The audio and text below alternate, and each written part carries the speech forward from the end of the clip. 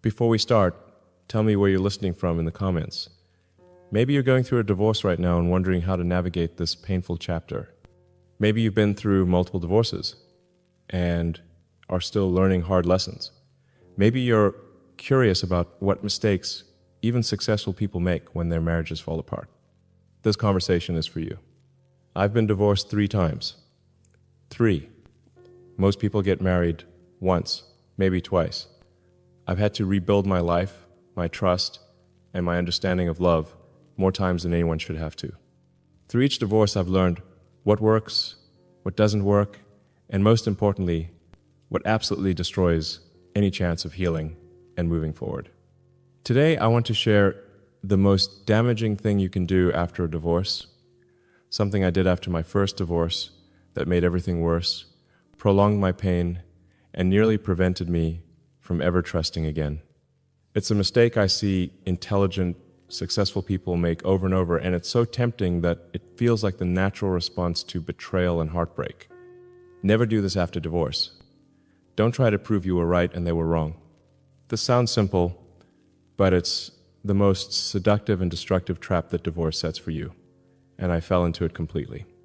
When my first marriage to Justine ended, I was consumed with the need to prove that I'd been the better partner, the more reasonable person, the one who tried harder to make it work.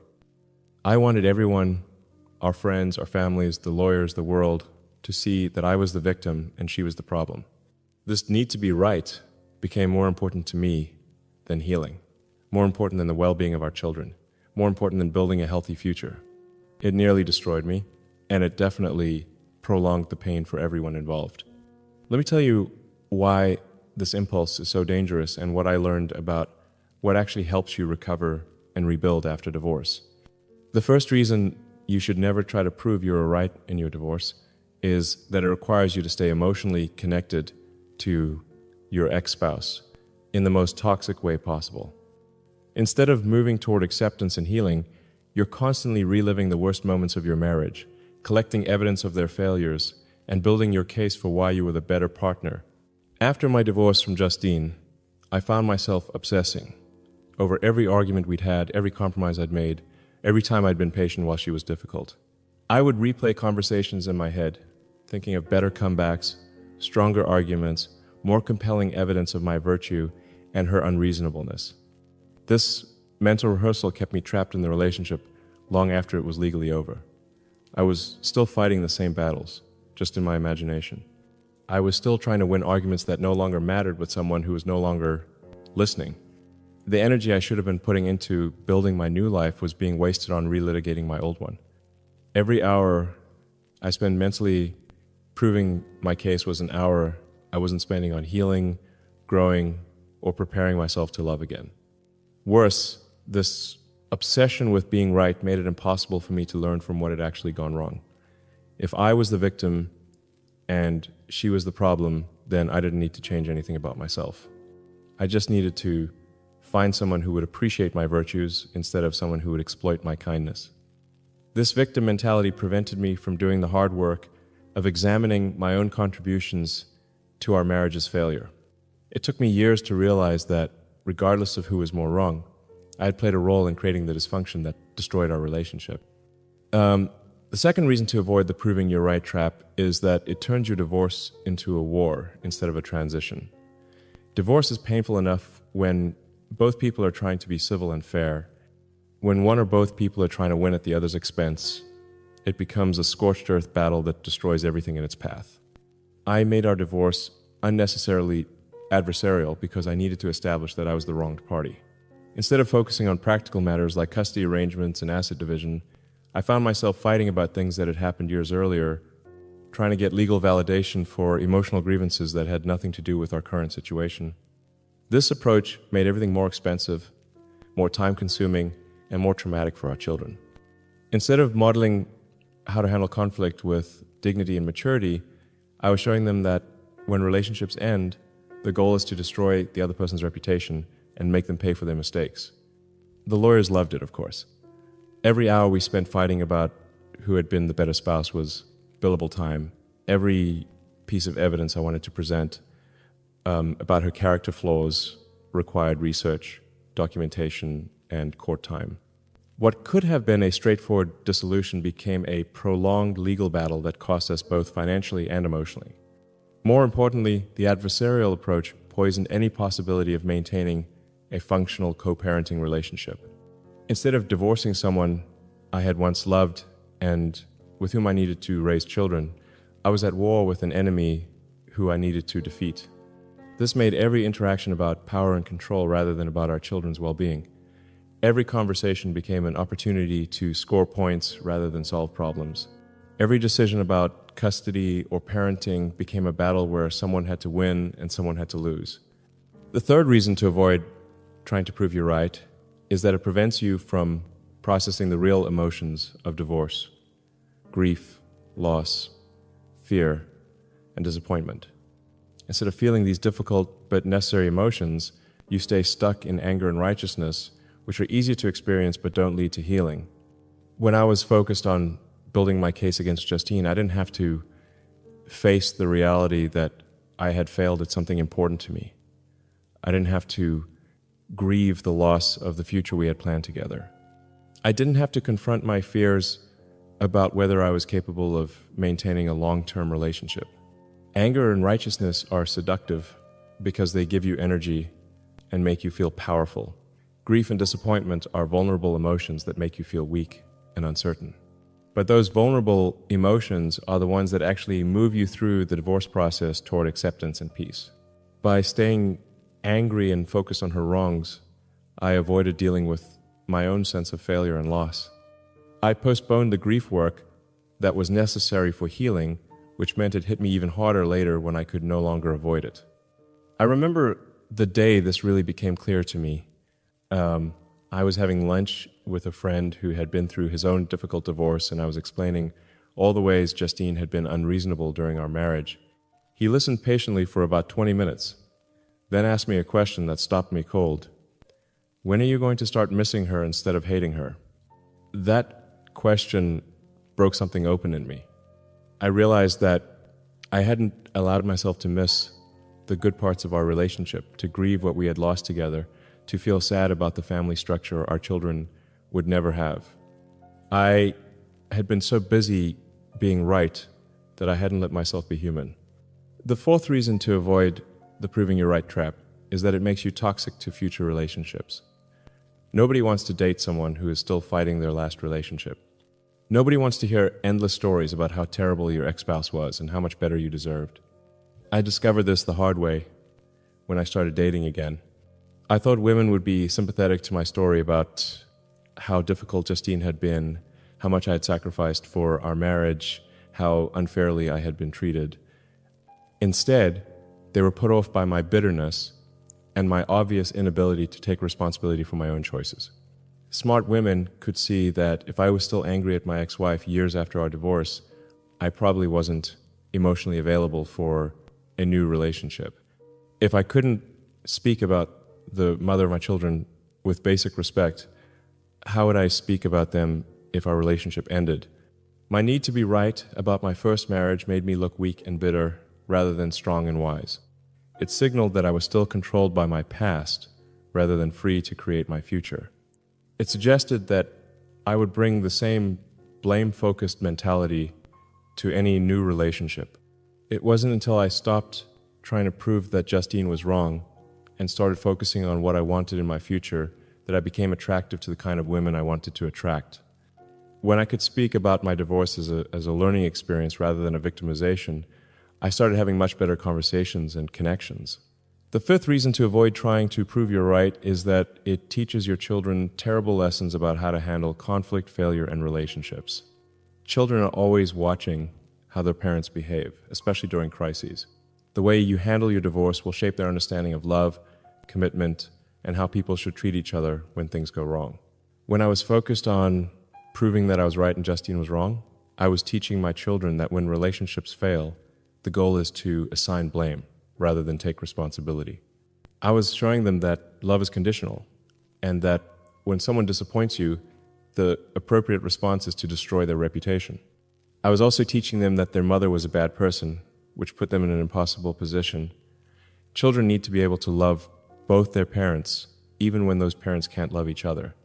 When I made Justine the villain in our story, I was asking my children to choose sides in a conflict they didn't create and couldn't resolve. This created enormous anxiety and confusion for them. They loved us both, but they could see that I needed them to validate my version of events and condemn hers. This put pressure on them to lie about their feelings or betray one parent to please the other. It took me too long to realize that my children's emotional health was more important than my need to be vindicated. When I finally stopped trying to prove that their mother was wrong and started focusing on being the best father I could be, regardless of what she did or didn't do, my relationship with my children improved dramatically. They could finally relax and just be kids instead of feeling like they had to manage their parents' emotions and take sides in a conflict they didn't understand. So what should you do instead of trying to prove you're right after divorce? First, focus on what you can control going forward rather than relitigating what went wrong in the past. You can't change your ex-spouse's behavior during the marriage, but you can control your own behavior during and after the divorce. You can choose to be dignified, fair, and focused on practical solutions rather than emotional vindication. This doesn't mean being a doormat or failing to protect your interests. It means choosing your battles based on practical importance rather than emotional satisfaction. Fight for custody arrangements that serve your children's needs. Fight for financial settlements that are fair and sustainable. Don't fight to prove that you were the better spouse. Second, take responsibility for your own contributions to the marriage's failure, even if your ex-spouse won't take responsibility for theirs. This isn't about accepting blame you don't deserve. It's about empowering yourself to make different choices in the future. I eventually realized that while Justine and I had both made mistakes during our marriage, I had chosen to marry her, chosen to stay married to her through various difficulties, and chosen to handle conflicts in ways that often made things worse rather than better. Taking responsibility for these choices gave me power to make different ones going forward. Third, get professional help to process the emotions of divorce in a healthy way. A good therapist can help you work through grief, anger, disappointment, and fear without getting stuck in victimhood or blame. They can help you understand your patterns in relationships and develop better tools for handling conflict and communication. I resisted therapy for a long time because I thought it was for weak people who couldn't handle their problems alone. This was stupid pride that cost me years of unnecessary pain. When I finally started working with a therapist, I learned tools for managing my emotions and understanding my behavior that made every aspect of my life better. Fourth, practice speaking about your ex-spouse with basic respect, especially in front of your children. This doesn't mean pretending the divorce was mutual or that there were no problems. It means acknowledging that you were married to this person for good reasons, that the relationship had value even though it didn't last, and that they deserve basic human dignity even though you're no longer together. This is incredibly difficult when you're angry and hurt, but it's one of the most important gifts you can give your children. It shows them that people can disagree and even hurt each other without becoming enemies. It demonstrates that love and respect don't have to be all or nothing propositions. Fifth, focus your energy on building the life you want rather than destroying the reputation of the person you used to be married to. Use the pain and disappointment of divorce as motivation to become a better person, a better parent, and eventually a better partner. After my first divorce, once I stopped trying to prove that Justine was wrong, I started asking different questions. What kind of father do I want to be? What did I learn about myself during this marriage? What qualities do I want to develop to be happier and more successful in future relationships? These questions led to much more productive actions than my previous focus on documenting Justine's flaws and building my case for why I was the victim. Look, I understand the temptation to prove you're right after divorce. When someone you trusted hurts you, when a relationship you invested in fails, when your family structure collapses, it's natural to want some kind of validation that you weren't crazy, that your efforts mattered, that you deserved better treatment. But seeking this validation through proving your ex-spouse was wrong is like drinking poison and expecting them to get sick. It hurts you more than it hurts them, it prolongs your pain, and it prevents you from building the life you actually want. I learned this lesson the hard way, but I did learn it. My second and third divorces were handled very differently. Instead of trying to prove that Tallulah was wrong, I focused on what I could learn from our relationship's failure and how I could be a better partner in the future. This approach didn't eliminate the pain of divorce, but it made the process much faster, less expensive, and less traumatic for everyone involved. More importantly, it allowed me to maintain respect for someone I had loved and to model healthy conflict resolution for my children.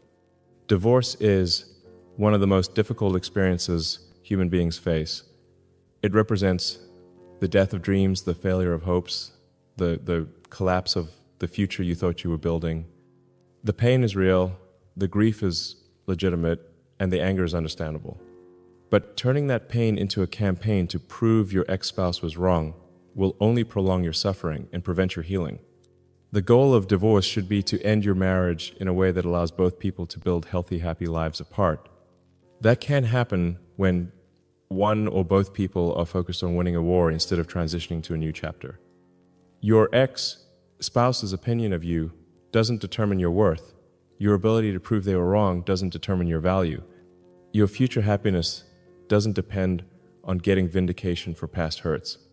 What determines your post-divorce success is your ability to process your emotions in healthy ways, learn from your mistakes, take responsibility for your choices, and focus your energy on building the life you want rather than destroying the reputation of the person you used to be married to. I know this is easier said than done. I know the urge to prove you're right feels overwhelming when you're hurt and angry. But I'm telling you from experience, that path leads to years of wasted energy, prolonged pain, and missed opportunities for growth and happiness. Choose healing over winning. Choose growth over vindication. Choose your future over your past. Your ex-spouse may never admit they were wrong, but you can still be right about what matters most, how you choose to move forward. Share this with someone who needs to hear that healing is more important than winning. Subscribe if these conversations help you think differently about conflict and recovery. And remember, the best revenge against someone who hurt you isn't proving they were wrong. It's building a life so good that their opinion becomes irrelevant. What would change in your life if you spent as much energy building your future as you could?